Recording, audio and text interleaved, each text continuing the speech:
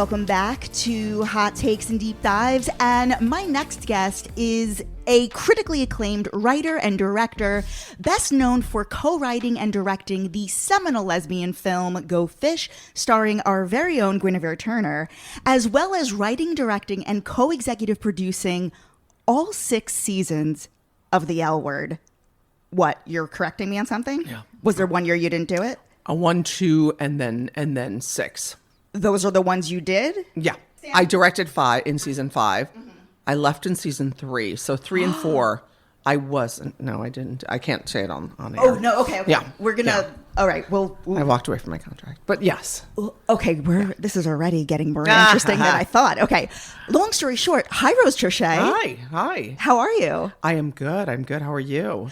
Well, so we met last night. Yes. Because New Fest, which is the gay and lesbian, New York film festival, similar to like Outfest in LA and Frameline in San Francisco. R.I.P. So it's the 30th anniversary of Go Fish. Yes. And of course there's the New Fest Film Festival, but they also have programming throughout the year. And so to celebrate the 30th anniversary of Go Fish, you worked on a restoration of the original film, putting it in 4K, which I have no idea what that means. Yeah. But it did look better. Yes. So what does that mean? What does it mean? What does it mean to sort of restore, revitalize a film? It really depends on your budget, right? We got money from UCLA, we got money from the Motion Picture Academy, from MGM Amazon, from Sundance. These forces came together to kind of just, let's just say, give the film a little facelift. And so just like a facelift, you can afford a really expensive one. Where no one sees the scars, and you can afford one where, it's so anyway. So we did the 4K restoration. Did we see the scars? No, the 4K just means that it's a digital version of the film, right? And so what it means is that the original input of the negative, of the 16 mil negative, was inputted digitally. And so it's just like films now that are shot on film will usually be sort of done in post-production and edited in digital, in a digital medium. And so we are now at 4K, which of course is not the highest K. What's the highest Oh K? my God. By the time this comes out, it might be, there's like 8. Most TVs are like 8, or 6. Okay. Like there's a lot of Ks now. Wow. I gotta double check my facts there. I feel like I should have my phone and double check. Yeah. But 4K is like, but it's sort of the standard for a lot of TVs still. But it does give it a facelift. We were able to kind of, color correct. And you say, how do you color correct a black and white film? Well, it's usually like a contrast level. Like if you're, make a black and white photo on your phone and you want to, zhuzh it around. So we were able to do that, do some stabilizations, do some cleanups to sound, but like we weren't able to de-hairify it, like, for example, right. Because that would take a lot of money. Yes. Yeah. You mentioned that it was the event last night was so great. There was like before so this was at BAM, the BAM Theater, Brooklyn Academy of Music. Yeah. At the theater. And prior to that, there was a little reception where I ran into between 4 and 6 people I know from Fire Island. That's hilarious. Yeah, so that was really nice to run into people that I knew. And you and like donors and board members, I think, and people involved in New Fest. Just, with that reception. The gays. Yeah. And of course, you and Guinevere were there. Yes. And it was my first time ever seeing the two of you together in person. You guys still have really great chemistry. You're very fun together. Yeah. Like part of me was like, because of course I've interviewed Guinevere in the past, but part of me was like, oh, it'd be really fun to do them together. Then I had the whole mental of like, oh, but does that now water down the Rose segment? So yes, it does. Anyway, yes, we do certainly we've known each other for like 35 years. It's like, you get a banter. Plus we've just, Go Fish brought us out into the world, you know what I mean? As public figures. Yeah. Yes. Like we went to a lot of countries. That's when independent film was still like you would travel to 16 countries, would go to a bunch of film fests, like people would bring you out because at that time, like directors were the stars, right? And Guinevere always, as the star of the movie, did all that traveling as well. And so, now it's a little bit different, So, but a lot of money was put into that kind of promoting the film with part of the talent of the film. You two met in Chicago. Mm-hmm. You were in film school. Yes. What was Guinevere doing at the time you met? How do you say unemployment? Okay. She was temping. I remember because she used to work a temp job, and I used to be like, "Ooh, the outfits." Like the stockings in the outfit. But she had recently graduated from Sarah Lawrence. Her and her friend Luke had moved to Chicago. I don't know what brought them to Chicago. I forget kind of what was it, theater or was it something? But I think Guinevere's, I don't want to speak for her too much, but I'm pretty sure at the time her aspiration was to be a writer, a novelist. Yes. And I was I really had like one of those dreams of being in a romantic relationship, which was also a partnership, which was also a creative partnership. And so I think I really imposed that upon our relationship and had a willing partner in it. You know what I mean? And she was a writer, and a writer whose writing I really loved. So it just made complete sense. And did you meet at ACT UP, or is that something that you did together once you were hanging out? That's where we met. I think we met at Queer Nation. And you sit around in a circle. It was kind of our Tinder of the time, you know what I mean, a little bit. We were all like committed to the cause. I never did. Did I do an action with Guinevere? Maybe I did. Maybe we went to the CDC. Like we would do actions, right? We would go to CDC and like protest, or go to San Francisco and do a sit-in somewhere. Or we had plenty of stuff in Chicago, like the Cook County Hospital of Chicago had segregated areas where they would have men who had the definition. CDC had defined AIDS in men, how it manifested itself, but not for women. So women weren't meeting they weren't being diagnosed with AIDS, right? They were like HIV positive, but not diagnosed with AIDS, yet they were dying because it manifested in women differently. So we fought for those things. We fought to not be so segregated and, kind of just people put into like some kind of, leper colony. Yes, especially if they were ostracized from their families. Right. Fighting for drugs, access to drugs, and just fighting for like, can we do some research, please? Because it really took a long time coming. But it was so funny because someone sent me a picture. A scout who was there last night sent me a picture of the four of us together, which is hilarious because I was just like, oh my God, it's so lesbian because it's the four of us. It's Scout VS, who was Scout's girlfriend at the time. We all had met. So VS, Guinevere, Scout, and I used to go to Queer Nation. We weren't together anymore. We had been broken up, but we had stayed roommates. And then we sort of just were like kind of swooped in on these two people, like, who are you? I almost remember us doing who are you going to go for? What is that? Because like we were both interested in both of them. But then we ended up, it's just like hilarious. Just so that's kind of the four of us back in the day. Oh my God. Yeah. This photo. Guinevere looks 3 years old.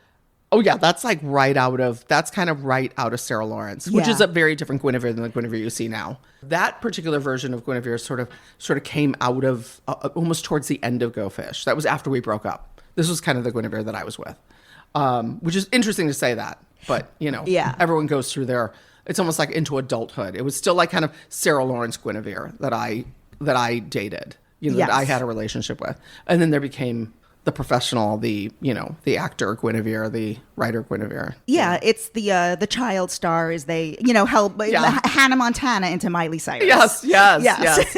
Which I have secretly watched since Hannah Montana. Now I know. So now you and Guinevere do have differing origin stories of Go Fish. No, like of how. Oh yes.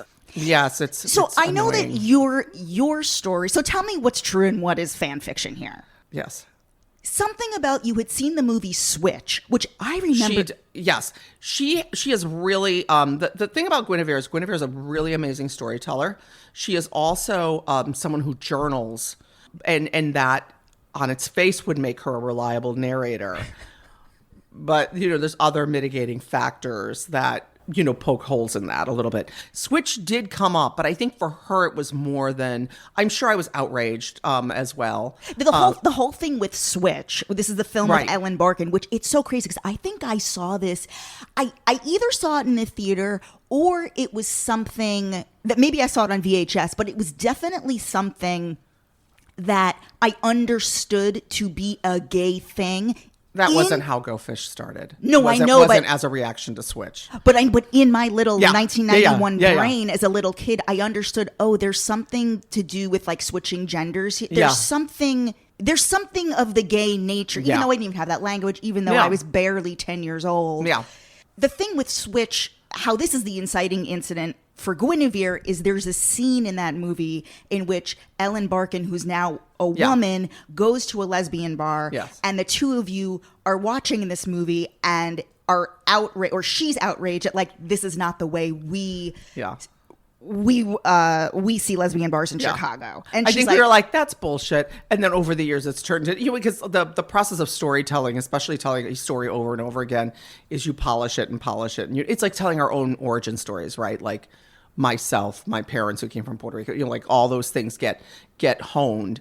And so it's been 30 years of polishing, there's a lot of. So give me your version. I was in film school. I wanted to make, like I was ready. I thought experimental filmmaking was like the shit. I was like, I'm like, this is like what I do. I'm an artist.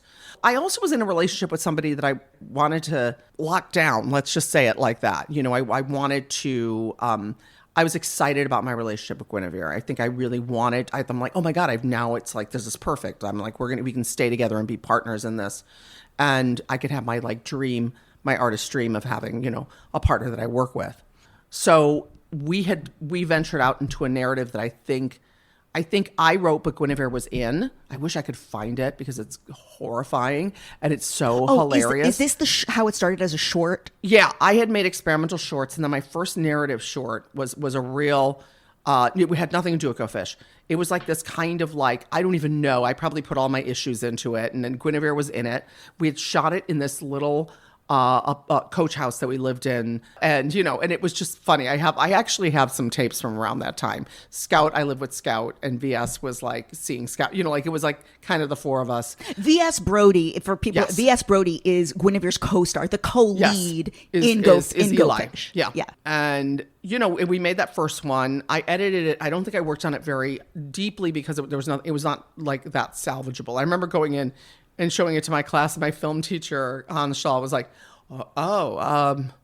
well, when you have a camera angle, you should, know why that, because I'd gone from experimental filmmaking, and then started the process of making a short. And Go Fish started as a short, and it was just another endeavor in film school to make something which started as a short.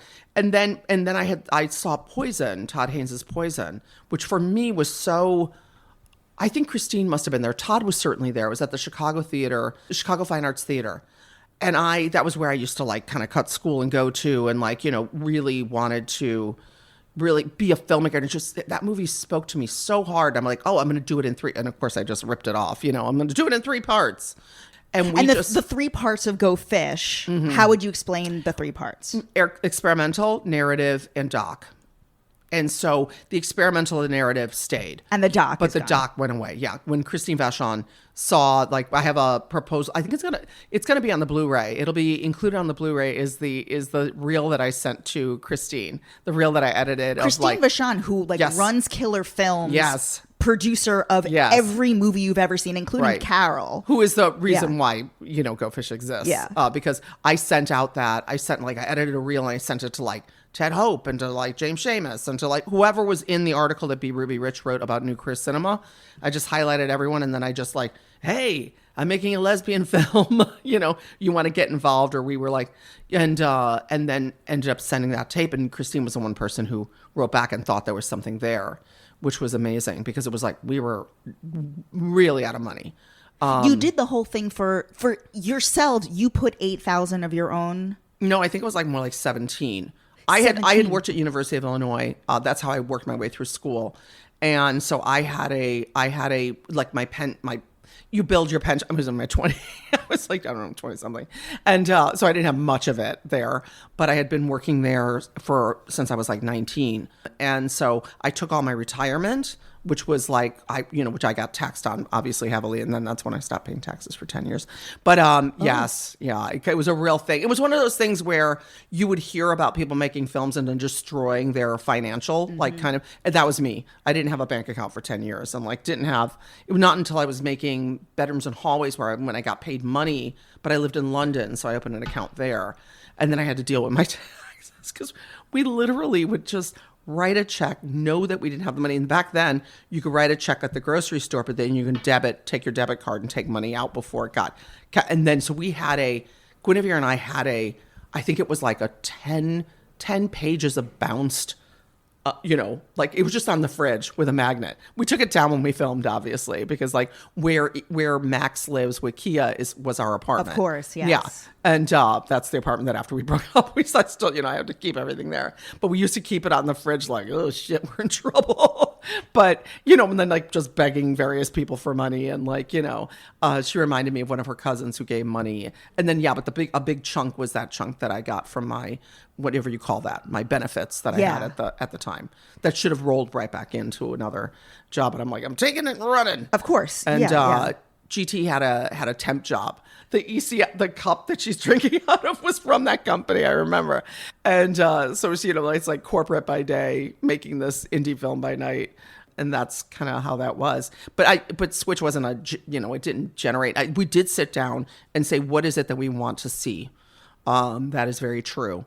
And it's not untrue that Guinevere, it might have been more of a thing for Guinevere that she like took that and part of the general tapestry. Yes, for her. Like, for me, it was like, I think I need to make narrative and I think I need to, and I think this is the right person to do it with. And because you also have to understand that like I had been in ACT UP and in Queer, I met Guinevere maybe the second year or something that I was in ACT UP and Queer Nation. And we were all about lesbian visibility at that time because we felt like, our male counterparts were literally disappearing and we were sort of disappearing from a conversation, right? Not with gay men, but in the world. And so it became very important for us to have that. So that's the reason why so many people worked on the film and worked on it for free and worked on it for such a long time. Someone asked how many days we shot. I know we shot 55 days. And when I say days, I mean after work or weekends. You know what I mean? I know there was at least that. And then we went back and I did pickups in Chicago later. And, because there's various apartments. I'm like, we were done with our general wrapping, I think, before I did that last montage. And then she had to go and you had to beg her to continue to do voiceover. Oh, my, well, yes, because, but it was very, very interesting because I moved to New York. When we got done, I moved to New York and Guinevere had lived in New York because she went to Sarah Lawrence. And she was like, she swore she would never move here. She stayed in Chicago and then partway during like the edit process, like moved to New York. I remember going like, I really loved her writing style, like not her writing, her prose. I really liked her drawing style, right? So I'm like, I want you to do one thing. Make me one cell of like, can you do the credits for me? All I need you to do is I'm going to give you she had to write them down. I'm like, I'm going to get you a light board, and then just do like one and one slightly off. And then what I'll do is just print, like take a shot of one, take a shot of the next. And then you get this little, and the titles. It's only 2 cards. The title sequence, yes. The title sequence is only animation of 2 cards, 2 illustrations per title card. And that one was just like, she's like, acting as if you're asking her to go into a coal mine. Oh yeah. I know. Meanwhile, I'm like looking for tiny little pieces of 16 mil and like, my God, I was so broke. We were so broke. And to answer your other question, yes, Guinevere would be like, what do you want to do? Stick a quarter in me and get a voiceover out? I'm like, if I have to, that is what I would like. Well, the last voice, the end of the film, when she does, that is like the most powerful thing of the entire. That's the one I asked her to do. Yeah. She definitely like lands. Yeah. She sticks the landing. That was the last one that I needed to end the film with. And that was like, and she's brilliant. So it's like, you can say like, can you please write a voiceover? And yes, I did make it seem simple. Like I need some more of that hot writing in this movie. You know what I mean? And I was building this sequence. And of course I needed the words to create the sequence. That's all. That whole ending comes from like experimental filmmaking and like, but getting that general sense of like the joy of like finding the person you want to be with, or kind of temporarily being with the person that you're attracted to, you know, right. That kind of thing. It's all encompassed in that in the end of the thing. And those two really, VS and Guinevere, I think had such a chemistry together. We had known each other. We were the ones who were friends prior. Mm-hmm. And then we would just be like, see someone like a waitress and be like, with Anastasia, for example, who plays Daria. We'd be like, hey, you want to be in a movie? We're like, she's cute. She's cute. She's got a whole something. She's got a thing, right? Because we used to go to this one restaurant called Leo's Lunchroom. And she used to be a waitress at Leo's Lunchroom. And we were just like, and that was literally her style, right? And so we were just like, I like it. Let's ask her. Let's ask this other cute person. You know, like we literally, our casting process was about seeing someone and just being like, would you commit to this? There's zero money. It will probably go zero places. And you know, would you do it for the love and for hanging out? You know, right. That was it. So it gets into Sundance. This is where you secure the rest of the money to finish the film.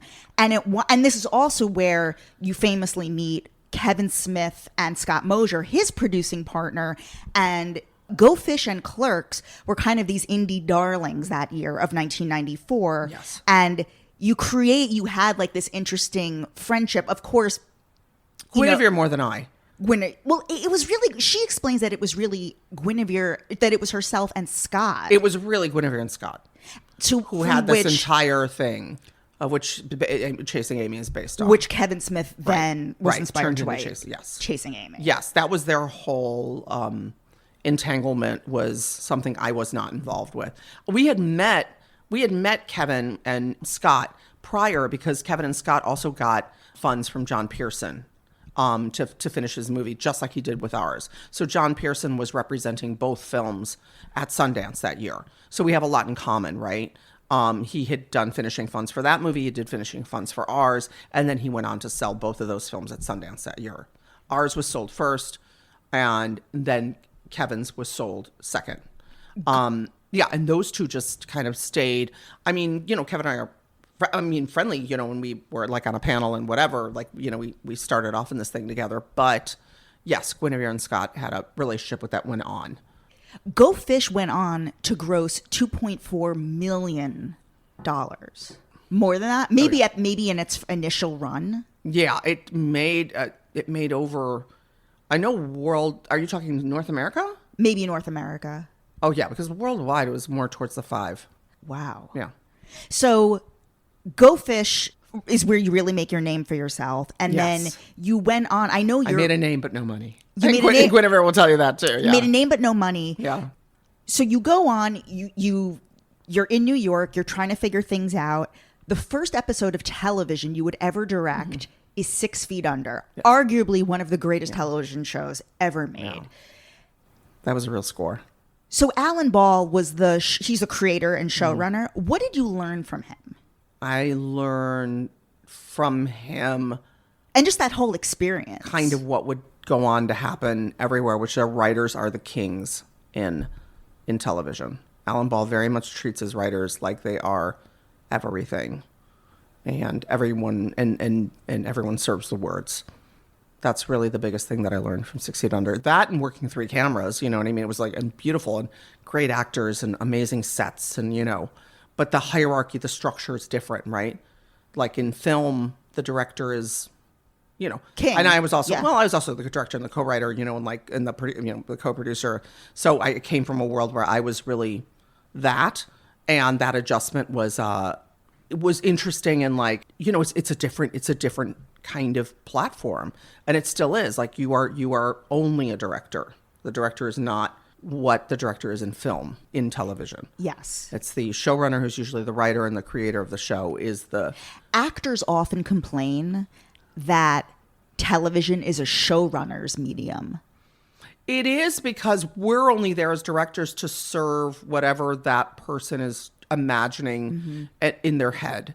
And a lot of showrunners don't have the experience of directing or You know what it is? It's like they don't have the experience of knowing the mechanics of making, right? That if we go outside of the front door on a studio set, we have to go, and they're having a fight and they walk outside, that we have to go to location to shoot the exterior someplace, for example. So you're just like, that's going to cost us an extra half a day. Oh, do I have to change it? It's like, think about the whole working, so it almost feels like we should come together more, or there should be more writer directors, you know what I mean? Right. To bridge the gap that happens and the information gap that happens. I've actually just thought of one final question, just circling quickly back to Go Fish. Yeah. Now, you famously broke up in the middle of production, which the cast has, the two of you have said that it wreaked havoc on the cast. How so? It's not like anybody wanted to be around us. And also, why did you break up? Oh, did Guinevere tell you this or no? Well, let's hear your version. Oh, come on. There's only one version. Okay. We were literally talking about it last night because our friend Donna, there were two couples, and both couples broke up and these two people got together, which was not me. It was Guinevere and the other person from the other couple. Yeah, so it's just so funny because my friend and I were there last night, and we were like the dumped ones, you know what I mean? And they got together. Yeah. They got together. I think I was in love with Guinevere in that way that you're in love with someone when you're young. And I think also, I'm a person of color. She's this pretty white woman. I think I felt like I had a prize that no one else could have. You know what I mean? I feel like I'm in therapy right now. But I think that a lot of that was and it gave me a kind of a self-worth that happens to people of color with white people. You know what I mean? Where you're just like, oh my God, look at, I must be worth more. This person, and so the heartbreak it runs deeper. It runs to the core of kind of what you think your self-worth is, right? Yeah. And I think with Guinevere, I also think I was very much in love with, I also had this idea that we would work together and have you know what I mean? I had built up a bit of a fantasy in my mind. And we had other things happen. There were other dalliances and things that we'd gotten over. This one was just fully falling in love with somebody else. How long were you together? Oh gosh, I even forget. I don't think we made it to, were we together 2 years even? You know what I mean? That's how young. Yeah. That's how young. Yeah. But it tore me apart. And, Guinevere's a very, she's a highly charismatic, witty, as I said, very attractive person, and is magnetic. And and despite the fact that I was done wrong to, no one really seemed to care. It's not like people were just like, poor Rose, let's be on her side. They're like, oh, but Guinevere's really kind of fun to be. You know what I mean? I was just like, So it was an interesting and very growing, that whole relationship. And a lot of it was growing through pain. But I don't think I've grown as much in any one relationship as that one. But it's just, it's that uniquely positioned relationship where you're just where you literally just get your heart broken, and then kind of, unfortunately, I think we don't allow it again. I sort of would love to be heartbroken again, and, you never kind of love exactly in the same way that you did that first time because you're like, ooh, the pain, and so... Yeah, that's specific. I'm sure you, in your history, you have something like that too. But it's specific. I can relate to a lot of what you're saying for sure. So, you wrote and directed The Safety of Objects. Yeah. That starred Patricia Clarkson and Dermot Mulroney. You wrote and directed Kristen Stewart's first movie. Kristen Stewart's first. How old was she? She was 10. She turned 11, I think, while we were making it. Or was she 9, turned 10? Anyway, one of those. Pre-Panic Room? Yes, I wrote the letter to David Fincher for her. I was just like, and I wrote a letter to David Fincher. I wish I had it. It's probably on some computer somewhere, where I was just like, when I was casting for the role of this role in Safety of Objects, I was thinking of a young Jodie Foster. Oh my God. Which I literally was. I was like, Alice doesn't live here anymore, right? Mm-hmm. I was just like, that's kind of like how I had modeled that character. And I searched for this kid. I think that the role that Kristen Stewart played was one that I had, and she was the kid, but I was searching for the real thing. And all these little girls, all these little femme girls would come in and their moms would make them turn their hat around because maybe they saw Go Fish and they saw that Max had their, in that movie had their hat turned around. And little Kristen came in and she sat on a stool and she had her legs apart and puka beads on and she was like this. And I'm like, that is it. Authentically really that thing, That's really funny. It was so funny. And of course, as a adult gay person, I was like, you know. But, you know, then I was like, right. It was a journey to get there, but we got there. You know. So how does the pilot... So I know the story is that you had the choice to either direct this lesbian show called Earthlings, and you were also offered another show. Called The Ranch. What was that other show? I had completed filming on Safety of Objects. It had not been released yet. And that is I remember having a private screening for the folks for Alan Ball and Alan Poole and some of the people on 6 Feet Under. And they were like awesome. And they saw Patty Clarkson in that movie, which saw Patty Clarkson got cast in 6 Feet Under as her sister, as the mom's sister. And they were like, oh, this feels like this. And then that's how I got that job, because I hadn't done TV before. And then what was really hilarious is that I had done 6 Feet Under, then almost like, I don't even know how much later than that, I got offered, not too far in the future, I got these 2 pilots offered to me, both by Showtime. One was prostitution and the other one was lesbians in LA or prostitutes in Nevada. And I was like, what has like legs? You know what I mean? As we say, you know, what has like longevity? What has a season 2, 3, 4? And I was just like, as much as I hate to do another lesbian thing, because I was just like, I don't want to just be the lesbian director. Little did I know at the time that, like, you know, just put your eggs in that basket. It's totally fine. And, you know, I was just like, I chose to do the lesbians, which I'm extremely happy about, because it felt like this. I was just talking to Kate Mennig the other day, and I'm like, you know, it's like when you're in it, you don't know. It's like any relationship. When you're in it, sometimes you don't know how beautiful and wonderful and amazing it is, right? We all like to complain for all the little things we complained about or whatever, but it was just, you know, a really amazing experience. And it felt a lot like Go Fish, a little bit, because we were all committed in the same way to creating a show about friendship, to be creating a show about that really was about identity, even though it's like a life that a lot of people don't have, because, like, you know, you fail upward in the L word. You have really nice clothes even though you're broke. You know, like, there's a lot of like you fail upward. Yes. I mean, all Bette did was fail upward. She's just like, she like gets fired and they're like, Bette, hello, this is the president. Would you like, you know, to run, you know, be the vice president? Yeah. Just like, it was like an aspirational world for women, which is why I think women watched it, not just queer women. I'd interviewed Jamie Babbitt about all the things that she's directed, and she was explaining how directing a pilot, how you get paid a lot more money to direct a pilot because it sets the tone for the rest of the series. Mm-hmm. And in particular, within the pilot, the first 15 minutes are crucial to hooking the audience to even like continue the series. Oh, I think in any pilot or any feature, that it's essential that's there. And yes, you get more time. We get paid more because we become, well, for Jamie, she'd always be the EP if she does the pilot at this point in her career, which she has a very prolific career. You're setting the look of the show. You're helping to cast the show. You have more days to shoot. Right. So you're kind of making, especially how it used to work. And still it'll work, like, you know, so you're compensated more. Also, you will become a producer of sorts in some kind of way, no matter, I mean, depending on what your tier is, what, you know, how you're coming in. Is it a co-EP? Is it an EP? And then you're given that credit in as long as the show goes on. Who did you help cast? Or who did you at least like fight for to cast? Boy, we fought for Kate. That wasn't just me. That was Eileen and myself. We fought for Kate. We fought for Erin, for Leisha, who was like, it wasn't hard to convince for Leisha. I didn't mean that like we didn't want, I mean, I love Leisha. And she was just amazing and funny and I think the president of Showtime really wanted Leisha.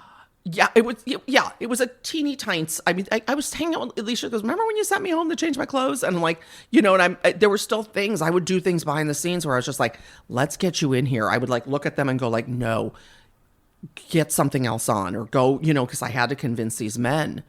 So there were just like behind the scenes like machinations and deals that, you know, it's just like the hardest one was Kate, because I'm just like, they couldn't see it, right? And I'm like, you don't understand. Just allow this, trust us. And then that was, you know, done. I mean, and then the rest is history. It was enough at that time in 2000, 2001, 2002, that to have the show happen. Yeah. So it's like, of course you're gonna, and everything in television, my God, even we were so free then, now it's so like, the cast lists are so predetermined. It's like put through like an algorithm. It's like what things are we hitting in terms of like diversity of all sorts? You know what I mean? It kind of goes through the machine. And there are industry plants. There's all sorts of things. Oh, it's insane now. Yeah. You directed 12 episodes of the show. Mm-hmm. I think I directed the most of anyone. Yeah. Absolutely, you did, and you wrote and directed. Yeah. That was the funnest thing. Yeah, that was really amazing and a dream to be able to write and direct your own episodes. Was a gift that Eileen gave to me that I'll be forever grateful for, because that was awesome.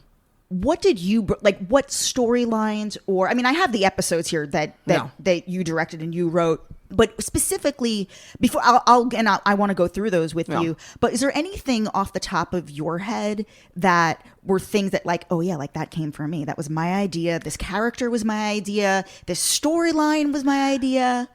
Well, a couple of things. Guinevere worked on the first season of The L Word. The L Word was such a fun writer's room, right? Because a lot of what happened in The L Word would be just our personal stories, like being at the airport and having a dildo and having taken like those things would make it, or like, I can't believe I'm going down on Dana, like in that episode. That was Guinevere's story. Yeah. Because Guinevere wrote that episode. I directed that episode, and that's one of my favorite episodes. And that was, looking back, that was a collaboration. That was when they go to Dinah Shore? Yes. Yeah. With the Bette and Tina flashback. Yes. Yeah. Yeah, with all the flashbacks of like when they first got started, right? And singing the Indigo Girls in the car. That was like one of my favorites. And it's always really lovely, because that's like, I felt like the magic of Guinevere and I together was kind of back there.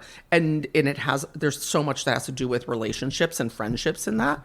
And of course, really personal jokes that you can get out there. I think, some of the times when I would love to write for Jennifer. Jennifer and I are around the same age. We grew up. She's just a little bit older. Well, we grew up in Chicago. We're both people of color. We both experienced racism in Chicago. Her more than myself. Well, I don't know, more than myself, but we grew up in that kind of city, right? Where it's just like we are considered less, and so it was really always fun. I think we both have, and I don't want to.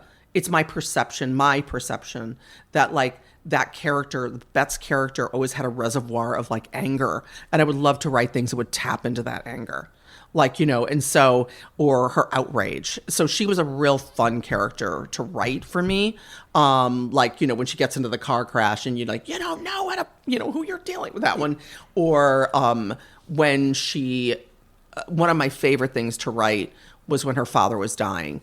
I grew up in the church, and that was the conversation all the time of, what's going to happen when you're, on the judge, when you're standing before God and he opens the book a lot, and these are the best, what you're saying, even these lines that you're saying that you wrote, these are the best episodes of the show. Yeah. And she's taking off her eyelashes, and I was just sometimes you're directing, you're just like, you get like kind of goosebumps, and you're just like, oh my God, like that is exactly how, and he's like, and Ossie Davis is so amazing, and Jennifer was so happy to work with him, and I was like, just sitting back and letting that scene happen, and and he just couldn't let it go, even in this last hour. So I think what's amazing is when, and Eileen allowed me to have that, right? She wasn't stingy with it. She wasn't like, that's too much of your life or too much of your agenda. She was generous. Yes, she was just like, that seems to make sense. That was like, and those are just words that like, where you can put your family in it, right? It's like in Go Fish, where she's like, if you leave this house, don't. My mother told me that a million times, you know what I mean? And my brother trying to act straight in that scene, but it's funny. But it is this wonderful vehicle to get certain things out. And for me, it was like really around, I love looking back because it was really around like them sneaking on each other and seeing who was out with who. And like, like my favorite is like when Alice like runs and like dives onto the bed, you know what I mean? Like, which were like, let's do the dive, or like, being politically incorrect with each other, or, calling someone 100-footer, or like, which is terrible, but like, it's what friends do together, you know what I mean? Or like dumping her mom, or like, those were things that I really loved, like bringing up having a mixed race race baby. I know that was really important to me in terms of their Jennifer and Tina's relationship to talk about like who's reflected and who is there an inherent racism when you're in a mixed race couple, which we only touched upon. But, like, so things like that were always really important to me, and them having each other's backs.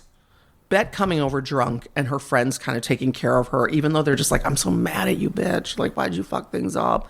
And she's like, I'm a fuck up, and I'm just like, those are things you could just write and have a vision for. That was the greatest thing about the L Word. I was just allowed that moment with more money and more tools and good actors. That's no diss of Go Fish. I would never trade Go Fish in a million years. But to have those things align. I think a lot of the fan devotion was around Bette and Tina and also Shane. Those three characters, Bette, Tina, and Shane, all had great moments of nuance and subtlety. Like, how do you direct nuance and subtlety? Or is that just natural performance? What I love about scenes is the things that happen when someone's not speaking, the way someone's face is revealing truths, and then the things we say to each other in private.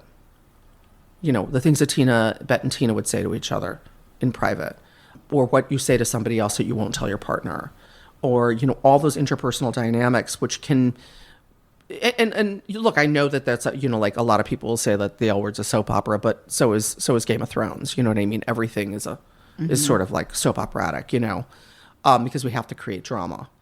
I want to talk about two things. Yeah. So yeah, you actually, in answering the question, you actually hit on a lot of the episodes you wrote. You wrote and directed Loud and Proud, which was the Pride episode. That's the one with Bette's father. You did write the one, Loneliest Number in season 2, which is the best episode of that season, with the car crash and everything you just described. In season 3, okay, I want to talk about two things. I want to talk about Dana and Jenny. Mm-hmm. Now, with all this time that has passed, like many, many years have passed, can we now say that it was the president of Showtime who said to the powers that be at the L Word, one of these women have to be cut? You're close, but you're not. You're in the warm territory. So there's more to that. I can't be the one to say it when no one else has said it. You know what I mean? I'll just say you're warm. Okay. Well, so, and I'll say that our plan was not to kill anybody. Certainly not to kill Dana. Like, I don't think that that Eileen and I were like, let's kill Dana. Like, no one thought that was fantastic. Right. I mean, the story I had heard was that they all banded together they were renegotiating their contracts for season 2, and the president of the network was like, yes, we'll do this number for all of them, but they need to see that they're disposable or that they're not indispensable, something to that effect. Am I warmer now? You might be in the same area of warm. Okay. You did write the episode where Dana dies. Which that scene with the flower with Dana and Alice. She died and I died because I didn't come back for season 3. Why? Wait, that episode was in season 3. Oh, then I did come back for season 3. So you didn't go back for season 4? I didn't go back for season 4. Why? I can't have it be on the record. All right, so because I feel like it's too revealing of like. So she died and you died because you left after season 3, but then you came back. So it was just one season. It was just the fourth season. I cried that I had been uncontrollably crying that day. I think I was like in one of those places. There were certain events in the morning that had happened the day that she was going to die. My partner at the time had a splenectomy, and the surgery was supposed to be like 2 hours, but it was 5.5 hours. And I would, and that little flower, yes, I had gotten for her. So we were in Canada and we went on the search for this. I had written this flower because that was a song that my mom used to sing me when I was little. You Are My Sunshine. Yeah, that my mom used to sing me when I was little, which is a loss because I'm estranged from my mom as well. And so for me, it was wrapped up in all of these things. And like, there's a beloved character and you just don't want her. And it was based on a lot of research of like, people usually will die when someone leaves the room, when loved ones leave the room. And here, and Leisha was just, all of us were, it's literally the end of one of the main characters' story. So it was like it was 100% a loss. Yes. You know what I mean? We're all dealing with a loss. And we all loved each other. We all loved each other and respected each other. And and I know that it's just a show, but like it was one of those unique things where everyone was pretty close. It's not like I was hanging with the actors. I try to stay separate. You know what I mean? As a director and as also as someone who has to, say certain things or be professional in a way. You know what I mean? So it's not like we were buds who hung out all the time. I always kept that separation, but but I loved the relationship they all had with each other. Eileen, on the topic of, I want to get to Jenny. Yeah. Eileen had said Jenny became complicated because Mia was complicated. What was your experience writing for the character of Jenny, particularly as the years went on? We all kind of had an expertise in various characters, right? Eileen would always, you'd get done with your script. Someone else's script might come to me, but then it will always go to Eileen for either tweaks or something bigger. And the position that I was in, I would take some of the other writers' work and rejudge it, and then a sort of a pre-pass. There were certain characters I think that we all related to. I related to Jennifer's character, right? I really related to Bette. And so I always felt, I'm would love to, get her that, get her frothed up or sad. Because Jennifer does all of that so well, right? When the protesters are in the front and then she's has the sign and she's just oh my God, what am my family? And she just does her value system, she's so there with her values and her beliefs and, that she imbued her character with. So it was always really fun to play in that space. But Eileen, I think really with Jenny, at least at the beginning, Jenny was really kind of hers in this way that she understood her. I think even in the way in which Jenny dealt with her Jewishness, I think, and Mia had that. So Mia had that as her own person. So there was an intersection where they met, but then Mia had everybody had a lot of leeway in the show. I shouldn't say it like that. It was everyone was respected in this way. So if you brought an idea, let's talk about that idea. Oh, we haven't done a dildo yet? Okay. I mean, from that to, why hasn't anyone gone down on anyone? Which led to Liquid Heat. But so there were things, and I think some of the things in Jenny's identity were informed by Eileen, and then it's like having a baby, and that baby becomes its own thing. And I think Jenny, the origins of her might have aligned with someone that Eileen related to, and then I think as time went by, that had changed. And I really love Mia. I think she's a very skilled actor, and no matter sort of what, sometimes, and actors are very much their own, actors are their own beasts. She would improv a lot. I know she had worked with, she worked with Al Pacino on Black Dahlia. And when she came back to set, she had Al Pacino would always do that thing where he would whisper in someone's ear. And then she came back doing some of his tricks. It didn't last very long. She wouldn't improv all the time. But she would do, that was after she had done that, she had done, I think it's Black Dahlia. Yes, you have to check my facts. No, it is, yeah. But when she came back, she had Pacino-esque, some things she had learned from Al and that she tried out. And I was like, no, you can't just, you can't do that to someone. It's the same as Cagney putting the grapefruit in the face, right? You're looking for a reaction that doesn't, we are actors for a reason, right? I don't really have to burn you. You don't really have to fuck someone. You know what I mean? Because that's part of your skill set. It's supposed to be part of your skill set, right? That you can do that in such a way that I believe it to be true. Now you would come back. So the series ends. And she gave a lot to that role. She gave a lot. She was asked a lot of, and she gave a lot to it. I believe. I believe as well. Yeah. Without question. Yeah. So you were an executive producer the first 3 seasons. You left for season 4. You came back in season 5 to direct. You directed, like you said, Liquid Heat, which is the episode where famously Bette and Tina are stuck in the elevator. And there's a lot of sex in that episode. There is an interview where you speak so hilariously about figuring out how to direct sex scenes, I guess particularly back in Go Fish when you were really kind of a first-time director, and how you would direct the L-word sex scenes. I want to play it for you because it's so funny. Have you got any good stories about the sex? It was all real. But basically kind of how I knew how to do sex scenes was here, drink this bottle of wine. And here you drink that bottle of wine. Now we're going to turn the camera on and have at it, you know? And like, you know, not do anything, like to just really not direct it at all, you know, just be like, I don't know, I'll just be over here with my bottle of wine. Wasn't that you know, but it was a real education to do, you know, like you really get over your shyness, you know, when you do a show like that. I have to give credit to Jennifer Beals, because it was Jennifer who really kind of taught me how to sort of like not, with these words, do you want me to have an orgasm? And I'm like, oh no, I want you to, you know, I don't know if you want, you know.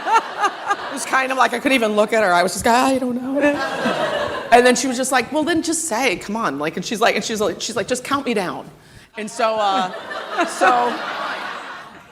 remember I set up like a 300 mil lens to be like far away from set, you know what I mean? And I had like curtains up, and I'm like, okay, 10, 9, you know, and Jennifer's like, you know, and I'm like, 8, let's see what happens, you know. It's like, Did they end up having sex fatigue by the end of the show?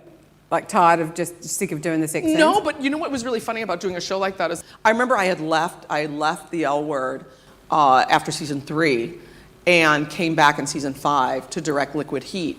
And in Liquid Heat was the episode where everybody had sex. And we were just like, how all different, what do we do for everybody? Do we do different sex? And I'm like, I know, let me be a purist. Everybody goes down on someone. And that's like, we're just gonna do the basic, we're gonna go back old school, classic lesbian sex, end to end, straight leso sex. So, you know, it was So the series ends, and you would actually come back to direct an episode of Gen Q.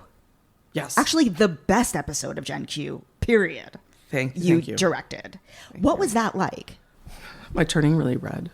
A little bit. Yeah. I feel myself getting hot. And I'm out of water. Plead the fifth. Gen Q was different. It was different. Different dynamics, different story, different but the same a little bit. Thank you for the compliment. Yeah, it's like, you know, it was really interesting because I always felt like I shouldn't touch Gen Q. I should let it, you know, it is a new show. It is a new thing. I was so deeply involved in the first iteration that I probably should have done like kind of like what Eileen did, and, you know, like just, I mean, Eileen will always be the EP, the creator, you know, of the show, you know, not of the individuals. I know Marcia was, but I sort of felt like it's Gen Q. I'm not Gen Q. Do Gen Q.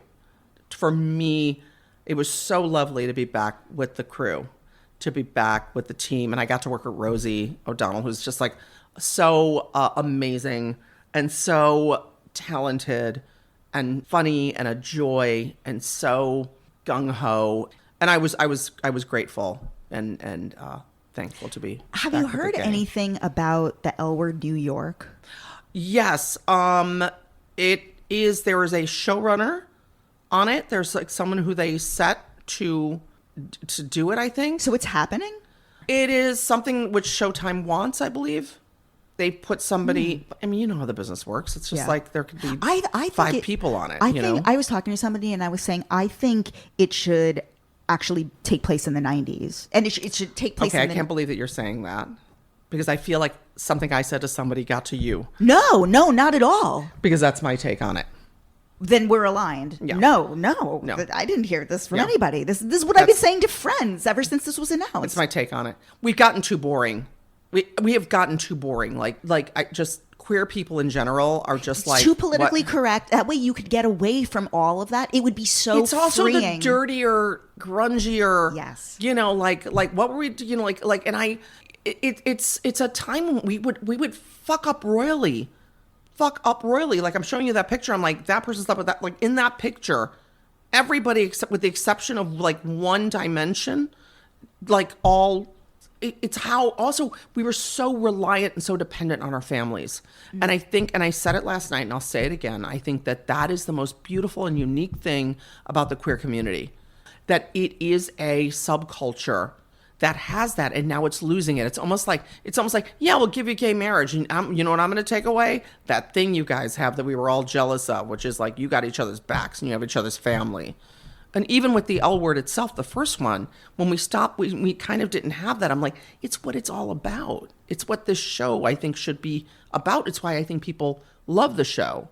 But people loved it for a lot of other reasons, like, right? People loved it for, you tell me. Well, of course people love it for different reasons. Yeah.